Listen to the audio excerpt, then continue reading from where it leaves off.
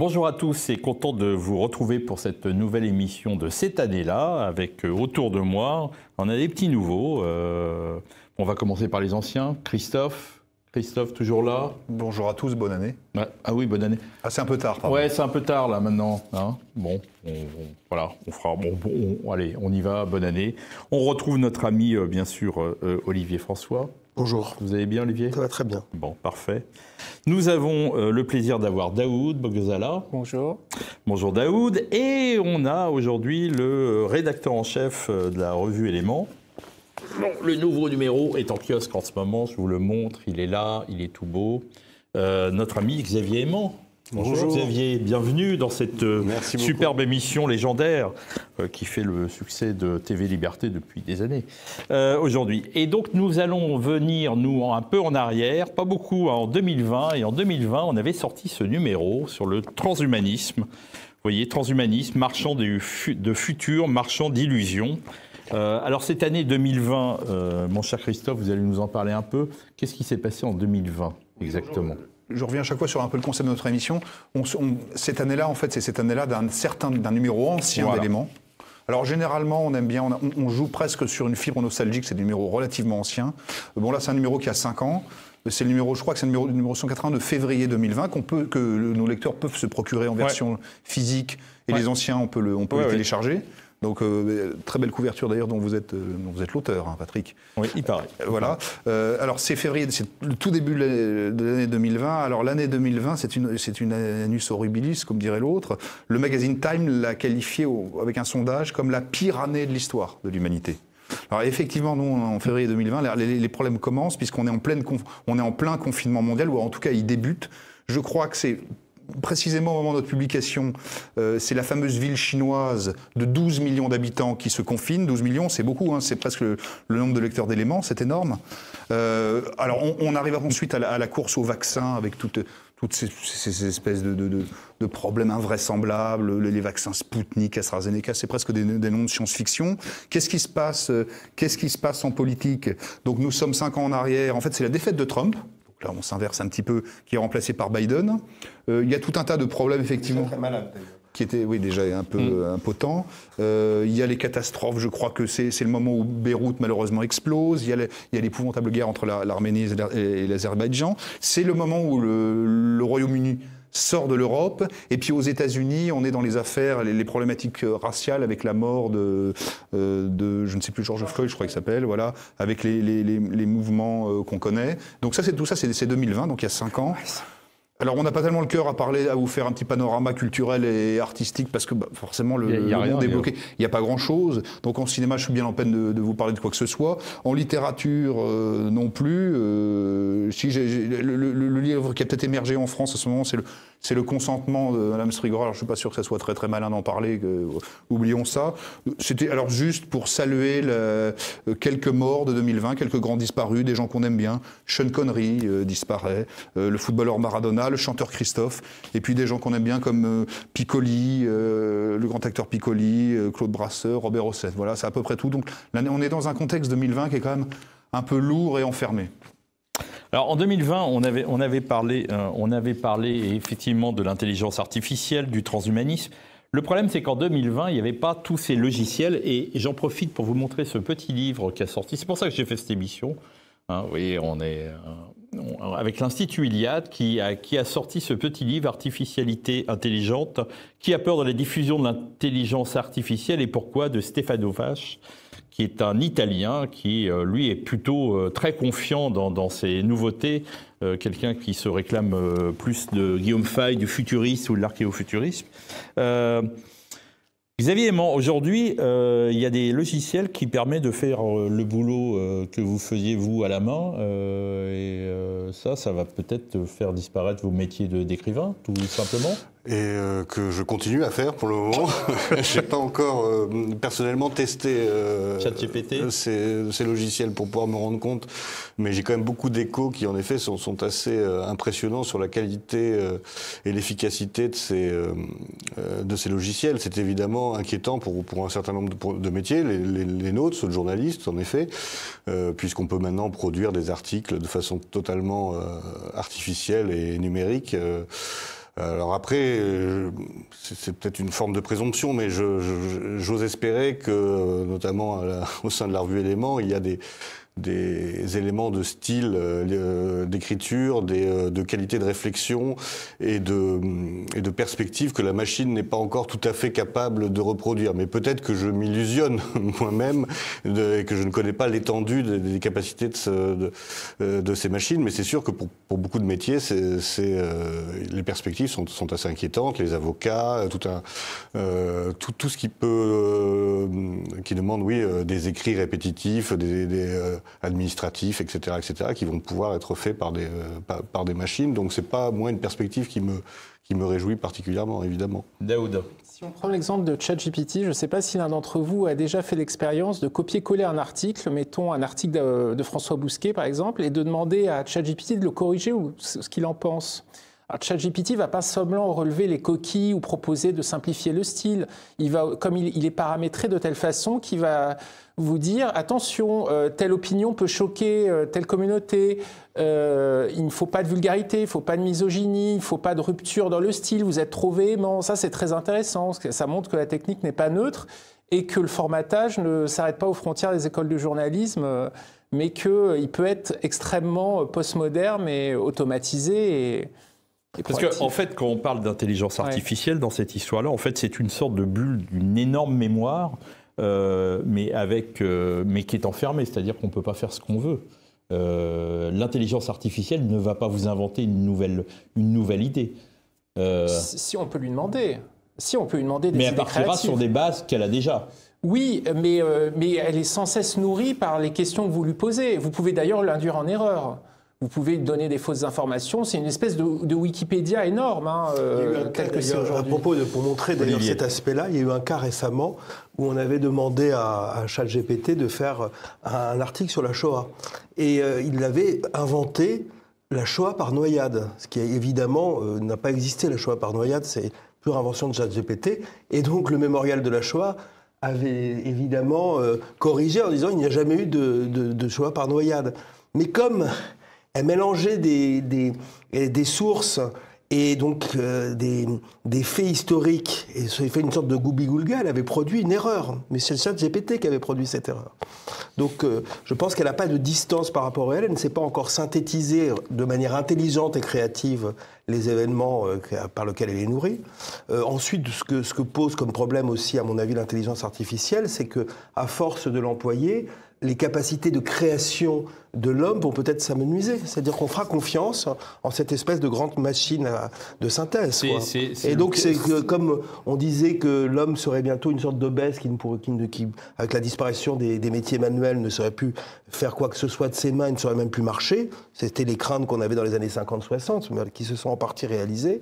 Avec ChatGPT, si on considère que le cerveau est un muscle, ce muscle ne sera plus assez musclé. C'est le cas aujourd'hui. On s'aperçoit que les jeunes étudiants qui font leur lettre de motivation pour entrer dans les universités ou dans certaines écoles, 90% de ces lettres sont faites par ChatGPT, c'est-à-dire que d'ici quelques générations, ces gens-là ne sauront même plus rédiger une lettre pour se vendre eux-mêmes. Oui, alors c'est déjà l'emploi du futur montre un certain optimisme de votre part. Ouais. Oui, puisqu'en fait, on a un rapport de plus en plus étranger à sa propre langue.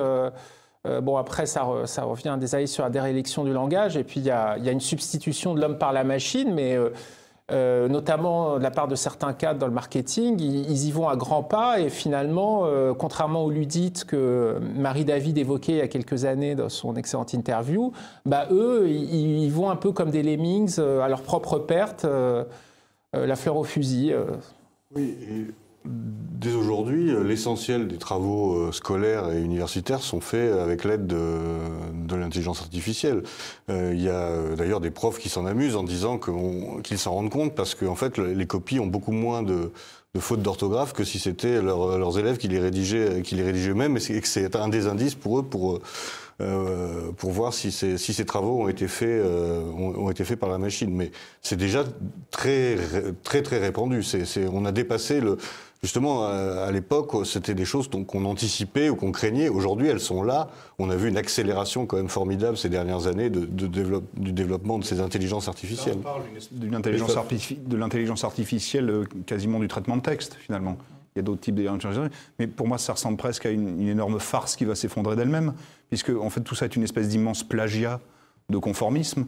Je pense que... Et puis de toute façon, il y a toujours un homme derrière qui va surveiller le texte. À ce propos, d'ailleurs, pour rebondir sur ce que dit Christophe, et pour ce que disait Daoud tout à l'heure, que ça lissait aussi les opinions, pas trop de style, pas trop d'opinions un peu viriles et engagées. Au fond, est-ce que l'intelligence artificielle pourra remplacer peut-être des intellectuels, par exemple, comme Enthoven, je ne me rappelle jamais de son prénom d'ailleurs, Raphaël Enthoven, ou à la limite Jacques Attali, bien que Jacques Attali presque un génie par rapport à Enthoven, mais elle ne pourra pas remplacer des esprits singuliers comme Olivier Ray, comme François Bousquet ou d'autres. Le problème n'est pas là. Pour que ces esprits singuliers s'épanouissent, ça suppose qu'il y a encore un public pour recevoir leurs messages. Et pour moi, le problème est dans l'homme, comme disent d'autres. Le problème, pour moi, il est avant tout anthropologique. On peut détruire une machine, on ne peut pas détruire le type d'homme qui est totalement asservi aux machines. En gros, est-ce que c'est pas la fin de l'écriture pour l'homme? Et plus si affinité. Ça l'est déjà... Ça l'est déjà. Aux États-Unis, on n'apprend plus à écrire à la main. Tout le monde a un écran, a un clavier dès l'école primaire. Donc oui, on va vers une disparition de l'écriture et donc en effet une rupture anthropologique. Parce que l'écriture façonne la pensée. Et c'est pas du tout le même rapport entre quelque chose qu'on écrit à la main, quelque chose qu'on tape sur un écran. Donc tout ça participe de ce courant justement transhumaniste. Cette pratique du chat GPT, etc., elle est en effet amenée à produire une nouvelle espèce d'être humain, laquelle, ça c'est assez inquiétant de l'imaginer, mais le but c'est ça, c'est de préparer les gens à la prochaine étape qui est celle en effet du transhumanisme. Moi, je me souviens, Stéphane Vage, lui, il dit le progrès, c'est quand même quelque chose de formidable, on peut pas passer autrement. Moi, je me souviens d'une émission qu'on avait fait, mon cher Olivier, sur le livre de Edward Thompson sur la classe ouvrière, la formation de la classe ouvrière pendant la révolution industrielle. Et en fait, de progrès, il s'est aperçu, lui, que ça n'avait pas été vraiment un progrès pour les hommes. Oui, c'était la première révolution industrielle qui a même été une régression pour certains ouvriers dans leur mode de vie, du fait de l'avancée d'un libéralisme né des Lumières en partie, qui avait cassé tout ce qui dans la société pouvait faire barrage à l'extension du capital et à l'extension de la loi du marché. Et d'ailleurs, les ludites d'une certaine tradition et libérale et marxiste se sont moqués pendant très longtemps en disant au fond ces gens refusaient le progrès, c'était des ignares. En fait, ce qu'ils défendaient en détruisant les machines, c'était leur savoir-faire. Un savoir-faire qu'ils avaient acquis depuis plusieurs siècles. Et en fait, leur indépendance, leur indépendance et leur autonomie, mais qui étaient liés, mais avec aussi, je pense, chez les ludites, pour certains d'entre eux, en tout cas, des raisons esthétiques. L'homme n'est pas simplement une machine et un animal utilitaire, mais il a besoin que son travail soit lié à une vision du cosmos, un rapport à la Terre, un rapport même au religieux et au spirituel. Et dans toutes les critiques de la technique, il y a aussi cet aspect-là. Alors, moi, ce qui me marque aussi dans le transhumanisme, c'est que les gens qui professent ce transhumanisme sont un mélange étonnant à la fois d'arrogance et de sentiment d'humiliation.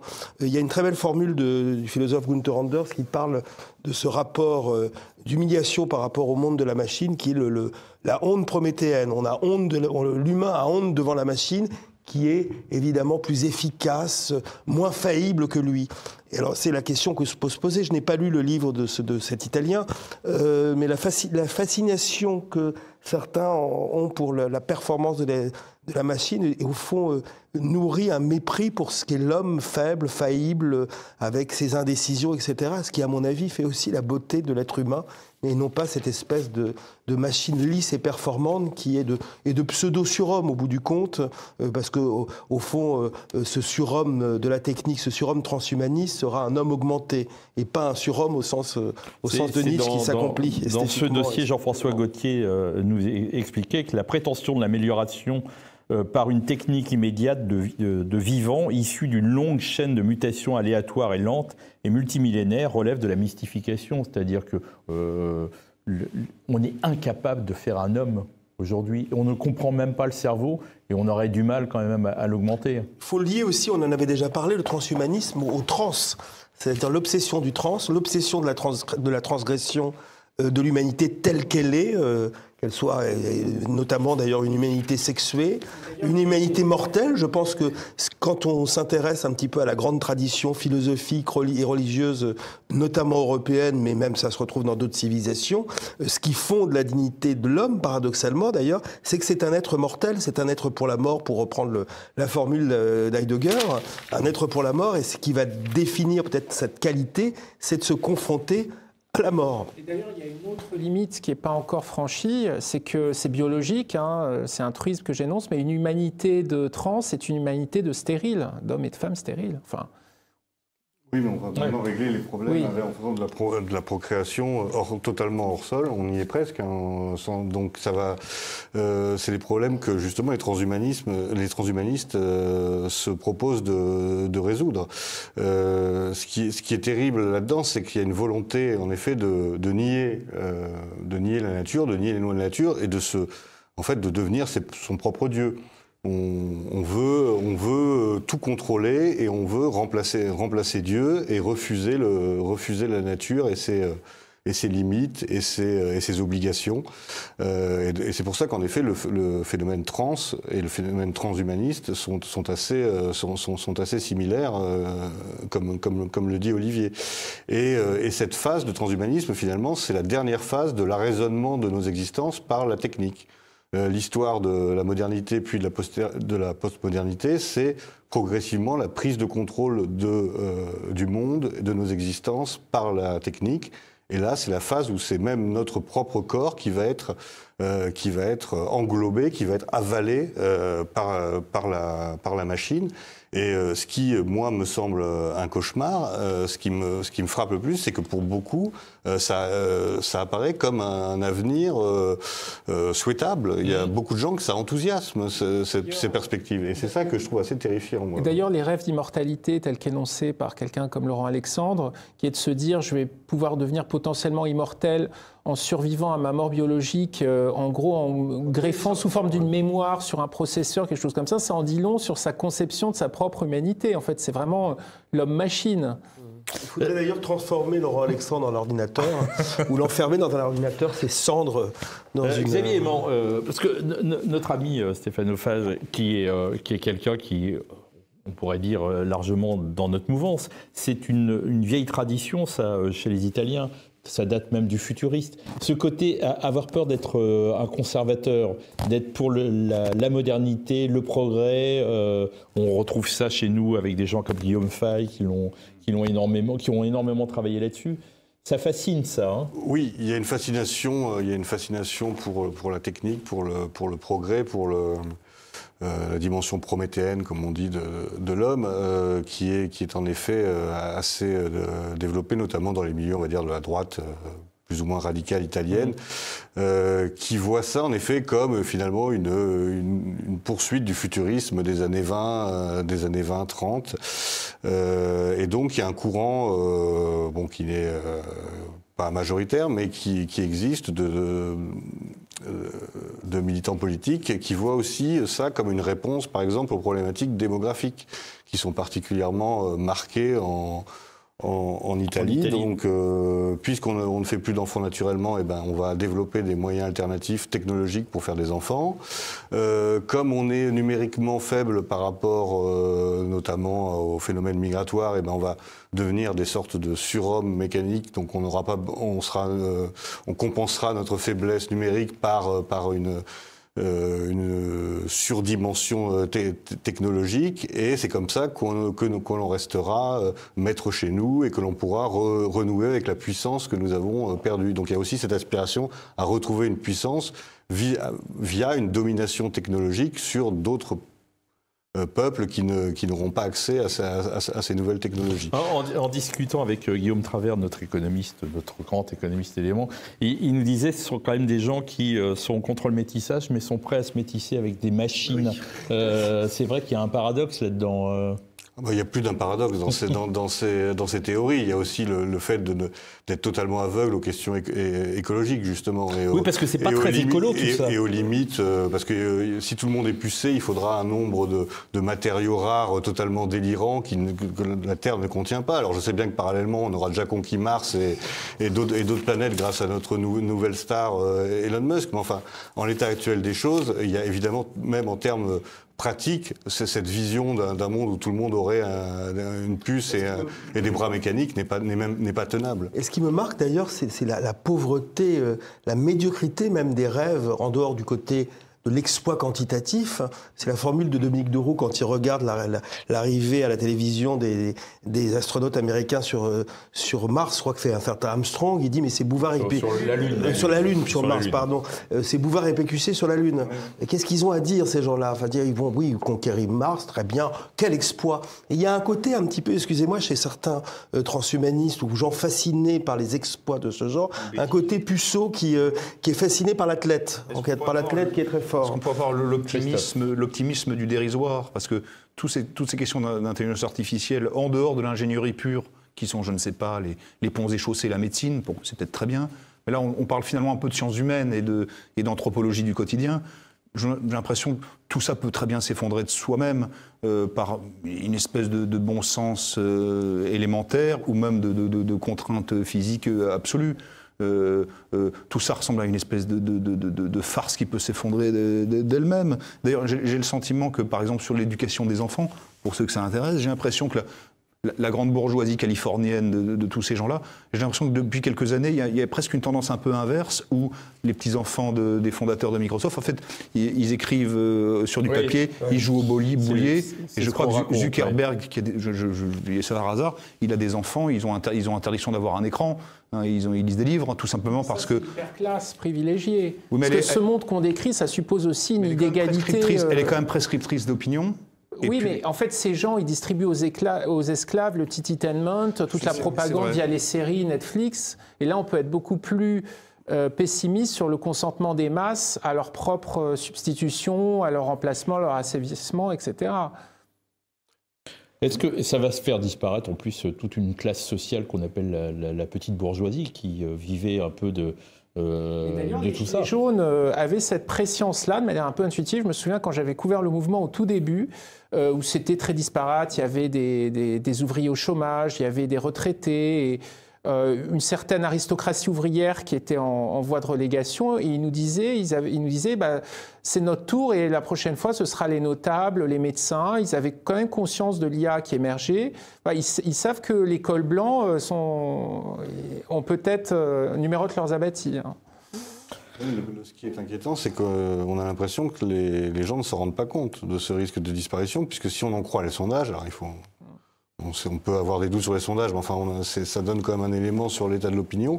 Il y a beaucoup de gens qui sont très favorables. On a posé des questions aux gens. Est-ce que vous êtes d'accord pour avoir une puce qui remplacerait votre permis de conduire, votre carte de santé, etc. Ah oui, ce serait tellement pratique. Et 75% des gens étaient d'accord. Cher Xavier, il y a eu une expérience qui a été faite il y a quelques années par un groupe grenoblois un peu technophobe, on va dire, qui avait distribué dans des boîtes aux lettres Liberty Card, où on proposait aux gens justement de se faire pucer pour avoir dans leur veine, enfin dans leur corps, à la fois leur carte d'identité, leur carte de santé, leur carte d'électeur. Et les gens avaient répondu oui. Il y a vraiment un consentement. Est-ce qu'on n'est pas déjà dans une espèce d'ère post-humaine quand on voit, ne serait-ce que dans le métro, les transports en commun, tous ces gens avec leurs petites bulles, leurs écouteurs dans les oreilles, aucune communication avec le monde extérieur?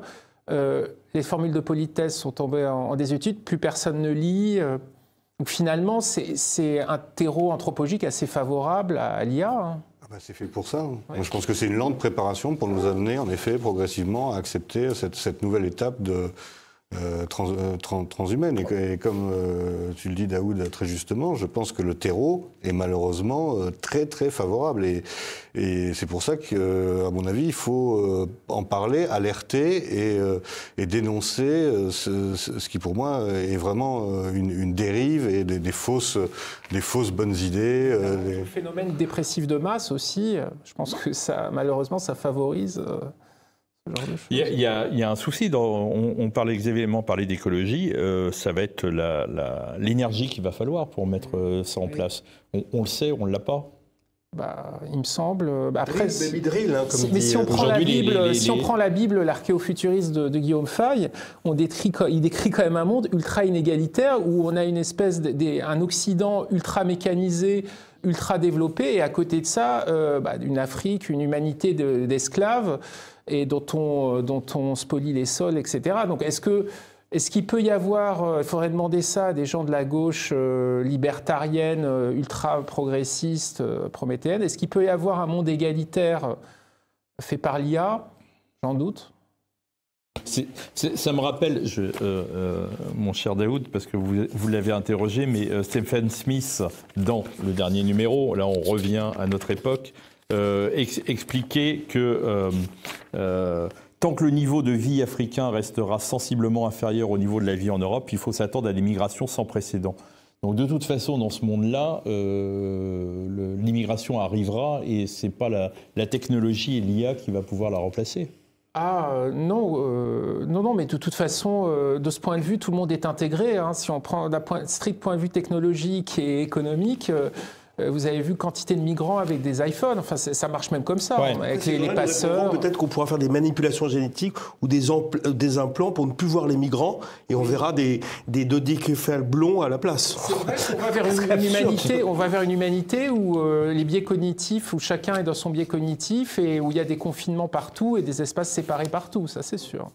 Voilà, voilà ce qui s'est passé de 2020 à aujourd'hui. Vous voyez que le transhumanisme a avancé à grands pas. Donc ça, vous pouvez le trouver sur notre site. Et puis vous pouvez, c'est un avis autre que celui que vous avez entendu, ce petit livre qui est édité par l'Institut Iliade et la Nouvelle Librairie Édition. Voilà, on se retrouve nous dans 2 mois. Et puis le mois prochain, vous trouvez Olivier François. Avec plaisir, avec grand plaisir. Bonjour chez vous.